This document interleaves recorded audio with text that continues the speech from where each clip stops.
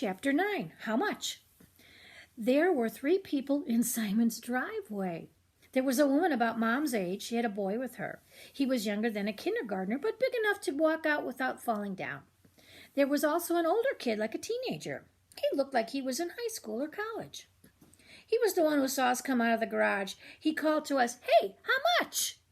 "What?" Simon called back. The teenager pointed down at something on the driveway and asked again, "How much?" We couldn't see what he was pointing at because the blue Toyota Camry was in the way. "How much what?" Simon asked as we got closer. The teenager leaned down and picked up one of the pink flamingos. "How much for a flamingo?" he asked. "This would look awesome in my dorm room." I don't know." Rosie was the first to figure it out again. "They think it's a garage sale." "Huh, they think the stuff in the driveway is all for sale." "No way," said Simon. "Way," said Rosie. "I'll be right back," Simon, and ran into the house. I'll be right back." "Okay." He shrugged and put the flamingo down, and he started looking through some of Simon's comic books. Simon came out of the house with his mom. He waved to us, and Rosie and I ran over. Simon explained to his mom that the people in the driveway thought we were having a garage sale. "I've been trying to get rid of that stuff for years, but your father wouldn't let me," she said and laughed. She was making fun of Simon's dad without being mean. "If there's one more of something, you can sell it, and you can keep whatever you make." "Really?" said Simon. "What about prices?" "You know what? You 3 are smart enough. You figure it out."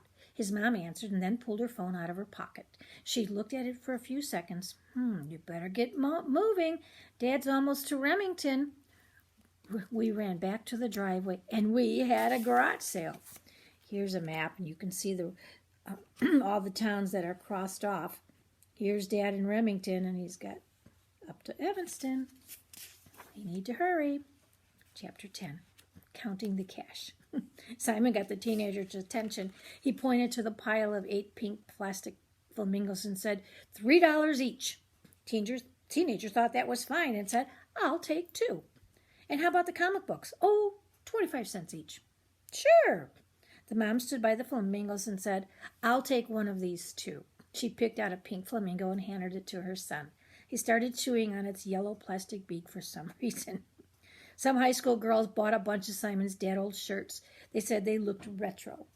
We also sold a hose, a scooter, a folding table, 4 more pink flamingos, a rake, and almost all the comic books. It took over an hour, and by the time Simon's dad was in Crown Point, Indiana, when we were sure nobody else was coming, we wiped everything down with wet towels and put it all back in the garage. It was a lot cleaner, and there was a lot less stuff. Simon pushed the final thing, his broken bike, into the garage's farthest back corner.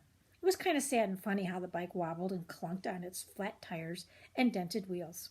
After Simon leaned the bike against the wall, he joined Rosie and me. Simon pulled 2 big wads of money and a bunch of change out of his pockets. He dumped it all on the garage floor. "How much do you think we made from the garage sale?" he asked, looking down and watching one of the quarters roll to a step. "It looks like a lot." "It does. It's $81.75. "I kept track," said Rosie. There's Simon's bike. Simon and I didn't need to count the money. If Rosie said it was $81.75, then it was $81.75. "How much is that for each of us?" Of course, Rosie knew. She said, "It's $27.25 a piece. And we each made $35 at the car wash. So that means we have $62.25 each. That's a total of $186.75. Wow, that's a ton of money. "Will you 2 sort it all out and divide it and stuff?" Simon said and pointed down at the pile of money. "I'm going to get Mom so she can see the finished job." After Simon left, Rosie crunched down and started to separate the bills into stacks of singles, 5s, and 10s. But I stopped her. I grabbed her right hand. She looked at me, and I pointed at the back of the garage, and I said, "I have an idea." Anybody think what her idea is? What's her idea? Chapter 11.